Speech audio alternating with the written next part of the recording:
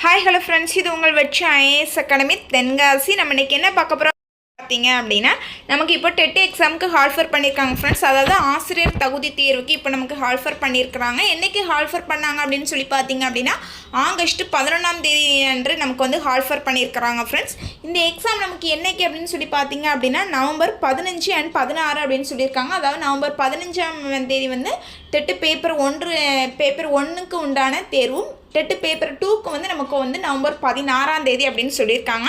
நம்மளுடைய இன்ஸ்டியூட்டில் அதுக்கு டெட்டு பேப்பர் 1 அண்ட் பேப்பர் 2 இரண்டு இருக்குமே வந்து டெஸ்ட் பேஜும் அவைலபிளாக இருக்குது, மெட்டீரியல்ஸும் அவைலபிளாக இருக்குது. அது போக ரெகுலர் கிளாஸ் அண்ட் வீக்கெண்ட் கிளாஸும் இருக்குது ஃப்ரெண்ட்ஸ். நீங்கள் உங்களுடைய மேஜர் அடிப்படையிலேயே கிளாஸும் அட்டன் பண்ணிக்கலாம், டெஸ்ட் பேஜும் அட்டன் பண்ணிக்கலாம் ஃப்ரெண்ட்ஸ். ஓகே, நம்ம இன்றைக்கி இப்போ என்ன பார்க்க போகிறோம் அப்படின்னு சொல்லி பார்த்தீங்க அப்படின்னா, நம்ம யாருக்குனே டெட்டு பேப்பர் 2க்கு உண்டான சயின்ஸ் மேஜருக்கு உண்டான டெஸ்ட் ஷெடியூல் பார்த்துட்டோம். இன்றைக்கி என்ன பார்க்க போகிறோம் அப்படின்னு சொல்லி பார்த்தீங்க அப்படின்னா, சோசியல் மேஜருக்கு உண்டான டெஸ்ட் பேஜ் ஷெடியூல் தான் ஃப்ரெண்ட்ஸ் பார்க்க போகிறோம். பார்த்துடலாமா? ஃபஸ்ட்டு டெஸ்ட் என்னைக்கு அப்படின்னு சொல்லி பார்த்தீங்க அப்படின்னா, 6ஆம் வகுப்பு வரலாறு குடிமையிலேருந்து, அதாவது பருவம் 1, 2, 3லேருந்து கேட்கப்பட்டிருக்கும். எத்தனை கொஸ்டின் சொல்லி பார்த்தீங்க அப்படின்னா 150 கொஸ்டின். நம்ம எப்படி அங்கே 3 ஹவர்ஸில் எக்ஸாம் எழுதுவோமோ 3 மணி நேரத்தில் 150 கொஸ்டின், அதே போல் தான் நம்மளோட அகாடமிலையும் 150 கொஸ்டின் கொடுத்து நம்ம வந்து எழுதுகிற மாதிரி இருக்கும் 3 ஹவர்ஸுக்கு. இது கண்டிப்பாக நம்ம வந்து ஆன்லைன்லேயும் நடத்துகிறோம், ஆஃப்லைன்லேயும் நீங்கள் எழுதிக்கலாம், உங்களுடைய விருப்பம் தான் ஃப்ரெண்ட்ஸ். நீங்கள் நம்மளுடைய மாவட்டமாக இருந்தீங்க அப்படின்னா கண்டிப்பாக ஆஃப்லைன்லேயும் எழுதிக்கலாம், இல்லை வெளி மாவட்டங்களாக இருந்துச்சு அப்படின்னா நீங்கள் ஆன்லைனில் எழுதிக்கலாம் ஃப்ரெண்ட்ஸ். கண்டிப்பாக நாங்கள் இதை வந்து உங்களை வந்து டச்லேயே தான் வச்சுருப்போம். ஏன்னா இதை ஆன்லைனில் எப்படி எழுதுவீங்க அப்படின்னு சொல்லி பார்த்தீங்க அப்படின்னா, நாங்கள் உங்களுக்கு கொஸ்டின் பிடிஎஃப் அனுப்பி விட்ருவோம், ஓஎம்ஆரும் அனுப்பி விட்ருவோம். நீங்கள் அதை ஒரு பிரிண்ட் போட்டு வச்சுக்கணும். அடுத்து இதை எக்ஸாம் எழுதி முடிச்சுட்டு நீங்கள் எழுதின ஷீட்டை எங்களுக்கு அனுப்பி விடுவீங்க. நாங்கள் அதில் ஃபோட்டோ எடுத்து அனுப்பி விட்டதுக்கப்புறமா நாங்கள் அதுக்கு உங்களுக்கு ஆன்சருக்கு சென்ட் பண்ணுவோம். அதுக்கடுத்து நீங்கள் அதில் எவ்வளோ மார்க் எடுத்திருக்கீங்கிறத எங்களுக்கு நீங்கள் வந்து ஃபோட்டோ எடுத்து அனுப்புகிற மாதிரி இருக்கும். கரெக்ஷன் பண்ணிவிட்டு உங்களுடைய மார்க் நாங்கள் இங்கே குறித்து வச்சுட்டு எப்போவுமே உங்களை ஃபாலோ பண்ணிக்கிட்டு தான் ஃப்ரெண்ட்ஸ் இருப்போம். நீங்கள் தூரத்தில் இருந்தாலுமே பக்கத்தில் இருக்கிற மாதிரி இதான் நாங்கள் உங்களுக்கு டெஸ்ட்டு வந்து கொடுக்குற மாதிரி இருக்கும் ஃப்ரெண்ட்ஸ். ஓகே, நம்ம இன்றைக்கி அடுத்த டெஸ்ட்டு போயிடலாம். டே 2க்கு உண்டான சிலபஸ். அதாவது 6ஆம் வகுப்பு தமிழில் வந்து தமிழ் இலக்கணம் பருவம் வந்து 1, 2, 3லேருந்து கேட்கப்பட்டிருக்கும். உங்களுக்கு இதிலேருந்து எத்தனை கொஸ்டின் சொல்லி பார்த்தீங்க அப்படின்னா 30 கொஸ்டின். அதுக்கப்புறமா 6ஆம் கிளாஸ்லேருந்து 10ஆம் கிளாஸ் வரைக்குள்ள இங்கிலீஷ் கிராமர்லேருந்து பார்ட் 1லேருந்து உங்களுக்கு ஒரு 30 கொஸ்டின் கேட்டிருப்போம் ஃப்ரெண்ட்ஸ். அடுத்து சைக்காலஜியில் யூனிட் 1ல், அதாவது கல்வி உளவியலின் இயல்பு, அதிலிருந்து உங்களுக்கு ஒரு 30 கொஸ்டினும். 6ஆம் வகுப்பு வரலாறு குடிமையியல், இது வந்து 6ஆம் கிளாஸ் முழுவதுமே பருவம் 1, 2, 3லேருந்து ஒரு 60 கொஸ்டின்ங்கிற மாதிரி மொத்தம் உங்களுக்கு ஒரு 150 கொஸ்டின் நாங்கள் வந்து கொடுத்துருப்போம் ஃப்ரெண்ட்ஸ். அதுக்கப்புறமா டே 3, அதாவது இதில் வந்து நம்ம என்ன சொல்லியிருக்கோம் அப்படின்னா, ஃபஸ்ட்டில் மேஜர்லேருந்து 150 கொஸ்டின் எழுதுகிறோம். அதுக்கப்புறமா அங்கே நம்ம எப்படி எழுதுகிறோமோ தமிழ், இங்கிலீஷ், சைக்காலஜி நம்மளுடைய மேஜர் பேப்பர், அதே போல் தான் ஃப்ரெண்ட்ஸ் நீங்கள் இங்கே எழுத போகிறீங்க. ஓகே, டே 3ல் என்னென்னு சொல்லி பார்த்தீங்க அப்படின்னா, 6ஆம் வகுப்பு புவியியல் பொருளாதாரத்தில் இருந்து, அதாவது 6ஆம் வகுப்பு முழுவதும் பருவம் 1, 2, 3லேருந்து ஒரு 150 கொஸ்டின் நீங்கள் எழுதுகிற மாதிரி இருக்கும். அடுத்து டே 4ல் வந்து 7ஆம் வகுப்பு தமிழ்லேருந்து இலக்கண பகுதியிலேருந்து பகுதி 1லேருந்து பருவம் 1, 2, 3லேருந்து உங்களுக்கு ஒரு 30 கொஸ்டினும். அடுத்து 6th-லேருந்து 10th வரைக்கும் இங்கிலீஷ் கிராமரில் உங்களுக்கு பார்ட் 2லேருந்து ஒரு 30 கொஸ்டின் கேட்டிருப்போம். சைக்காலஜியில் யூனிட் 2லேருந்து மனித வளர்ச்சியும் முன்னேற்றமுங்கிறதுலேருந்து உங்களுக்கு ஒரு 30 கொஸ்டினும். அடுத்து 6ஆம் வகுப்பு புவியியல் பொருளாதாரத்தில் இருந்து உங்களுக்கு ஒரு 60 கொஸ்டினும் கேட்டு மொத்தம் 150 கொஸ்டின் நீங்கள் எழுதக்கூடியதாக இருக்கும் ஃப்ரெண்ட்ஸ். அடுத்து டே 5 அப்படின்னு சொல்லி பார்த்தீங்க அப்படின்னா, 7ஆம் வகுப்பு வரலாறுல இருந்து ஒரு 150 கொஸ்டின் நீங்கள் எழுதுகிற மாதிரி இருக்கும். இல்லை வரலாறு புவியியல் இரண்டுமே அடங்கியிருக்கும் 7ஆம் வகுப்பு முழுவதுமே. அதுக்கப்புறமா என்னன்னு சொல்லி பார்த்தீங்க அப்படின்னா, டே 6, அடுத்து டே 6 அப்படின்னு சொல்லி பார்த்தீங்க அப்படின்னா, 7ஆம் வகுப்பு தமிழில் இலக்கண பகுதி 2லேருந்து உங்களுக்கு ஒரு 30 கொஸ்டினும். அடுத்து 6th-லேருந்து 10th வரைக்கும் இங்கிலீஷ் கிராமர்லேருந்து உங்களுக்கு பார்ட் 3லேருந்து ஒரு 30 கொஸ்டினும். சைக்காலஜியில் யூனிட் 3லேருந்து ஒரு 30 கொஸ்டின், அதாவது அறிதல் திறன் வளர்ச்சியிலேருந்து உங்களுக்கு ஒரு 30 கொஸ்டினும். அடுத்து 7ஆம் வகுப்பு வரலாறு புவியியலேருந்து உங்களுக்கு ஒரு 60 கொஸ்டினும் கேட்கப்பட்டிருக்கும் ஃப்ரெண்ட்ஸ். மொத்தம் 150 கொஸ்டின் நம்ம இதில் வந்து கேட்டிருக்கோம். அடுத்து டே 7 அப்படின்னு சொல்லி பார்த்தீங்க அப்படின்னா, 7ஆம் வகுப்பு அரசியலமைப்பு பொருளாதாரத்தில் இருந்து உங்களுக்கு ஒரு 150 கொஸ்டின் நம்ம கேட்கக்கூடியதாக இருக்குது ஃப்ரெண்ட்ஸ். அடுத்து டே 8 அப்படின்னு சொல்லி பார்த்தீங்க அப்படின்னா, 8ஆம் வகுப்பு தமிழ் இலக்கணம் பகுதி 1லேருந்து ஒரு 30 கொஷினும் 6th-லேருந்து 10th வரைக்குள்ள இங்கிலீஷ் கிராமர்லேருந்து ஒரு அதாவது பார்ட் 4லேருந்து உங்களுக்கு ஒரு 30 கொஸ்டின். அடுத்து சைக்காலஜியில் யூனிட் 4லேருந்து என்ன டாபிக் அப்படின்னு சொல்லி பார்த்தீங்க அப்படின்னா சமூகம் மனவெழுச்சி மற்றும் ஒழுக்க வளர்ச்சி என்கிற டாப்பிக்லேருந்து உங்களுக்கு ஒரு 30 கொஷினும். அடுத்து 7ஆம் வகுப்பு அரசியலமைப்பு பொருளாதாரம் பருவம் 1, 2, 3லேருந்து உங்களுக்கு ஒரு 60 கொஷினுங்கிற மாதிரி ஒரு 150 கொஷின் நம்ம தயார் பண்ணியிருக்கோம் ஃப்ரெண்ட்ஸ். அடுத்து டே 9 அப்படின்னு சொல்லி பார்த்தீங்க அப்படின்னா 8ஆம் வகுப்பு வரலாறு பொருளாதாரத்துலேருந்து உங்களுக்கு ஒரு 150 கொஷின் வருது ஃப்ரெண்ட்ஸ். அடுத்து டே 10 அப்படின்னு சொல்லி பார்த்தீங்க அப்படின்னா 8ஆம் வகுப்பு தமிழில் இலக்கணம் பகுதி 2லேருந்து உங்களுக்கு ஒரு 30 கொஷினும் 6th-லேருந்து 10th ஸ்டாண்டர்ட் வரைக்கும் இங்கிலீஷ் கிராமர்லேருந்து பார்ட் 5லேருந்து உங்களுக்கு ஒரு 30 கொஷின் வரக்கூடியதாக இருக்கும்.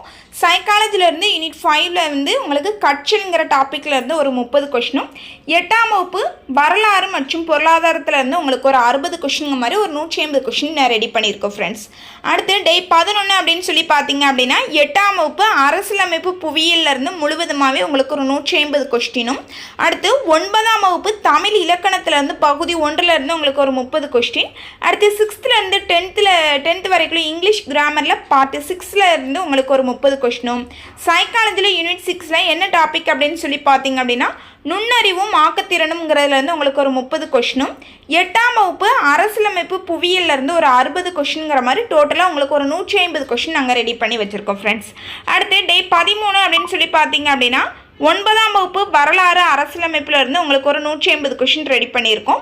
அடுத்து டே 14 நீங்கள் என்ன டெஸ்ட் எழுதுவீங்க அப்படின்னு சொல்லி பார்த்தீங்க அப்படின்னா 9ஆம் வகுப்பு தமிழ்லேருந்து இலக்கணம் பகுதி 1லேருந்து உங்களுக்கு ஒரு 30 கொஸ்டின். 6ஆம் வகுப்பு ப்ரோஸ் போயம் சப்ளிமெண்ட்ரிலேருந்து உங்களுக்கு ஒரு 30 கொஷினும். சைக்காலஜியில் யூனிட் 7லேருந்து உங்களுக்கு ஊக்கமும் குழு பரிணாமமும்ங்கிறதுலேருந்து உங்களுக்கு ஒரு 30 கொஷினும். 9ஆம் வகுப்பு வரலாறு அரசியலமைப்புலேருந்து உங்களுக்கு ஒரு 60 கொஷினுங்கிற மாதிரி ஒரு 150 கொஷின் இங்கே எழுதுகிற மாதிரி இருக்குது ஃப்ரெண்ட்ஸ். அடுத்து டே 15 உங்களுக்கு என்ன டெஸ்ட் அப்படின்னு சொல்லி பார்த்தீங்க அப்படின்னா 9ஆம் வகுப்பு புவியியல் பொருளாதாரத்துலேருந்து உங்களுக்கு ஒரு 150 கொஷினும். அடுத்து டே 16வது டெஸ்ட்டில் நீங்கள் என்ன எழுதுவீங்க அப்படின்னு சொல்லி பார்த்தீங்க அப்படின்னா 10ஆம் வகுப்பு தமிழில் இலக்கணம் பகுதி 1லேருந்து ஒரு 30 கொஷினும். 7ஆம் கிளாஸில் ப்ரோஸ் போயம் சப்ளிமெண்ட்லேருந்து ஒரு 30 கொஷின். சைக்காலஜியில் யூனிட் 8ல் ஆளுமையும் அளவீடுதலும்ங்கிறதுலேருந்து உங்களுக்கு ஒரு 30 கொஷினும் கேட்டிருக்கோம் ஃப்ரெண்ட்ஸ். அடுத்து 9ஆம் வகுப்பு புவியியல் பொருளாதாரத்துலேருந்து ஒரு 60 கொஷின் டோட்டலாக ஒரு 150 கொஷின் ரெடி பண்ணி வச்சுருக்கோம் ஃப்ரெண்ட்ஸ். அடுத்து டெஸ்ட்டு 17 நீங்கள் என்ன எழுதுவீங்க அப்படின்னு சொல்லி பார்த்தீங்கன்னா அடுத்து நம்ம பார்க்கக்கூடியது டே 17 ஃப்ரெண்ட்ஸ். டே 17ல் 10ஆம் வகுப்பு வரலாறு பொருளாதாரத்துலேருந்து உங்களுக்கு ஒரு 150 கொஷின் கேட்டிருப்போம். டே 18 அப்படின்னு சொல்லி பார்த்தீங்க அப்படின்னா 10ஆம் வகுப்பு தமிழ் இலக்கண பகுதி 2லேருந்து உங்களுக்கு ஒரு 30 கொஷினும். இங்கிலீஷ்லேருந்து 8th ஸ்டாண்டர்டில் ப்ரோஸ் போயம் சப்ளிமெண்ட்லேருந்து உங்களுக்கு ஒரு 30 கொஷினும்.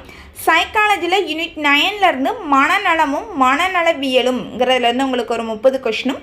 10ஆம் வகுப்பு வரலாறு பொருளாதாரத்துலேருந்து உங்களுக்கு 60 கொஷினுங்கிற மாதிரி டோட்டலாக ஒரு 150 கொஷின் நம்ம ரெடி பண்ணியிருக்கோம் ஃப்ரெண்ட்ஸ். டே 19 என்ன எழுதுவீங்க அப்படின்னு சொல்லி பார்த்தீங்க அப்படின்னா 10ஆம் வகுப்பு அரசியல் அமைப்பு புவியியல்லேருந்து ஒரு 150 கொஷின் எழுதுகிற மாதிரி இருக்கும். டே 20 அப்படின்னு சொல்லி பார்த்தீங்க அப்படின்னா டெஸ்ட் நம்பர் 20ல் இங்கிலீஷில் 9ஆம் கிளாஸ் மற்றும் 10ஆம் கிளாஸில் உள்ள ப்ரோஸ் போயம் சப்ளிமெண்ட்லேருந்து உங்களுக்கு ஒரு 60 கொஷின் கேட்டிருப்போம்.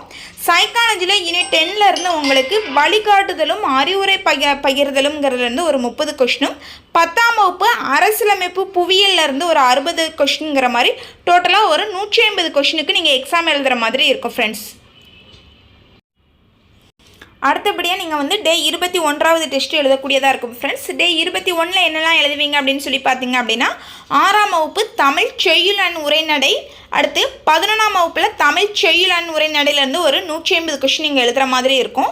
டே 22ல் 7ஆம் வகுப்பு தமிழ் செய்யுள் அண்ட் உரைநடையிலேருந்து உங்களும் 12ஆம் வகுப்பில் தமிழ் செய்யுள் அண்ட் உரைநடையிலேருந்து ஒரு 150 கொஷினும் எழுதுகிற மாதிரி இருக்கும் ஃப்ரெண்ட்ஸ்.